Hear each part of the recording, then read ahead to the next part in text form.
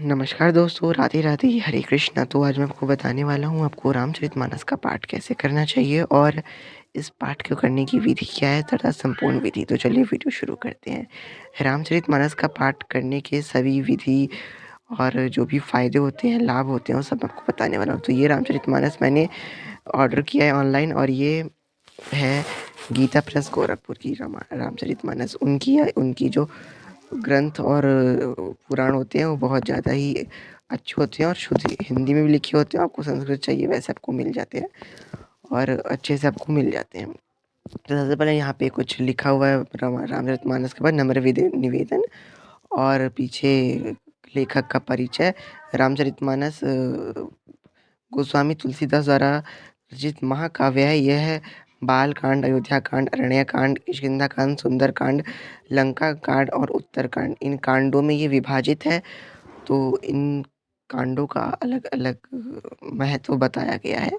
तो इधर अब रामायण को शुरू करने से पहले, रामचरितमानस को रोज शुरू से करने पहले आपको ध्यान करना चाहिए श्री रामचरितमानस जी का, राम जी का, सीता मैया का और वाल्मीकि जी का, तुलसीदास जी का, हनुमान जी का, महादेव जी का, सभी के मंत्र देखिए यहाँ पे विधि पूर्वक यहाँ पे देखिए बताए गए हैं सारे मंत्र भगवान जी के। रामचरितमानस के जो लाभ हैं, जो इसका महत्व है, वो स्वयं भगवान शंकर भी बताने में असमर्थ है। मैं आपसे क्या ही कहूँ। इसका जो पुण्य होता है वो कभी भी क्षय नहीं होता है। तो यहाँ पे विश्राम स्थान बताए गए हैं। अगर आप 9 दिन में विश्राम करना चाहते हैं तो यहाँ पे 9 पृष्ठ बताए गए हैं और 1 मास के लिए तो यहाँ पे मास पारायण का भी विश्राम स्थान बताया गया है। हर एक पेज के लिए बताया गया है। रामचरितमानस के पढ़ने वाले व्यक्ति के घर हनुमान जी, महादेव जी तथा 33 कोटि के देवी देवता, सभी देवी देवताओं का वास होता है। श्री राम जी की अद्भुत कृपा होती है और हनुमान जी का उस घर में वास होता है। उस घर में भूत प्रेत आदि की जो बाधा है वो कभी नहीं आती। धन धान्य से सुखी संपन्न रहता है घर, उसमें लक्ष्मी माता की कृपा बनी रहती है। तो यहाँ से जो रामचरितमानस है वो शुरू होता है बालकांड से, प्रथम सोपान से। यहाँ पे सबसे पहले श्लोक दिए गए हैं और आपको श्लोक को रोज पढ़ना चाहिए। कम से कम आप हर एक सनातनी को, हर एक हिंदू को रामचरितमानस के 5 जो दोहे हैं या श्लोक है वो उसे पढ़ने चाहिए। यहाँ पे जो यहाँ पे द से लिखा है वो दोहे हैं और जो यहाँ पे स से लिखा है वो सोरठे हैं। इसमें दोहे, सोरठे ये सब होते हैं। तो आपको विधि पूर्वक रोज 5 दोहे कम से कम आप पढ़ सकते हैं इसमें से।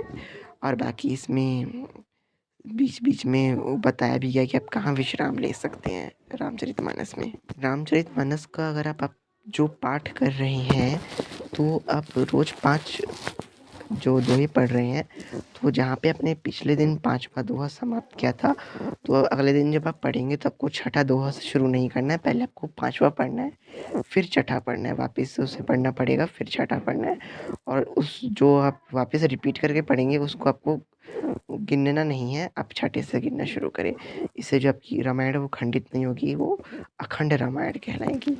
तो जब आप पहली बार पढ़े तो अखंड रामायण पढ़े, ज़रूर पढ़े। बहुत ज़्यादा शुभ माना जाता है अखंड रामायण को पढ़ना। 5 दोहे रोज़ पढ़ें और अगले दिन फिर आप 5वां दोहा पढ़ के ही आप दूसरे दोहे को शुरू करें। इसी प्रकार से आपको रोज़ करना है। और इसमें सुंदर कांड का भी पाठ दिया गया है। कहते हैं जिस घर में रामायण के सामने रोज़, रामचरितमानस के सामने रोज़ देसी घी का दीपक जलता है, उस घर में कभी भी अन्न धन की कमी नहीं होती। रामचरितमानस के पाठ करने वाले व्यक्ति की मानसिक तथा शारीरिक तरीके से वो हर तरह से भगवान की कृपा का पात्र होता है। इसको पढ़ने से, रामचरितमानस के पढ़ने मात्र से भगवान शिव, महादेव, पार्वती सहित गणेश, लक्ष्मी नारायण, श्री राम जी, राधा कृष्ण, सभी की जो आशीर्वाद है, जो कृपा है वो प्राप्त होती है। और रामचरितमानस को दोहे को आपको अच्छे से गाना चाहिए और अच्छी प्रकार से पढ़ना चाहिए। रोज़ 5 दोहे कम से कम आप ज़रूर पढ़ें और पढ़ने से पहले आप श्री रामचरितमानस का पूजन ज़रूर कर लें। हल्दी, रोली, चंदन, अक्षत, धूप, दीप जला के रामचरितमानस का सुबह-सुबह पूजन करें और दिन में जब भी आपको समय मिले आप पढ़ सकते हैं। तो रात के 9 बजे के बाद भी आप पढ़ सकते हैं या फिर सुबह-शाम जब भी आपको वक़्त मिले आप श्री रामचरितमानस का पाठ अध्ययन आप कर सकते हैं। तो हर एक सनातनी को, हर एक हिंदू को रामचरितमानस ज़रूर पढ़ना चाहिए। इससे आसान कोई ग्रंथ है ही नहीं। जिस घर में भागवत और रामचरितमानस होता है वह घर स्वर्ग के समान होता है। तो आप भी ज़रूर इस ग्रंथ को पढ़ें। और अगर आप चाहते हैं कि तो कैसे लगी आज की हमारी वीडियो, तो आप लोग हमारी वीडियो पसंद आए तो वीडियो को लाइक करें, शेयर करें, मेरे चैनल को सब्सक्राइब करना बिल्कुल ना भूलें। मिलते हैं एक नई वीडियो के साथ, तब तक के लिए राधे राधे, हरे कृष्णा और आप सभी को जय श्री राम।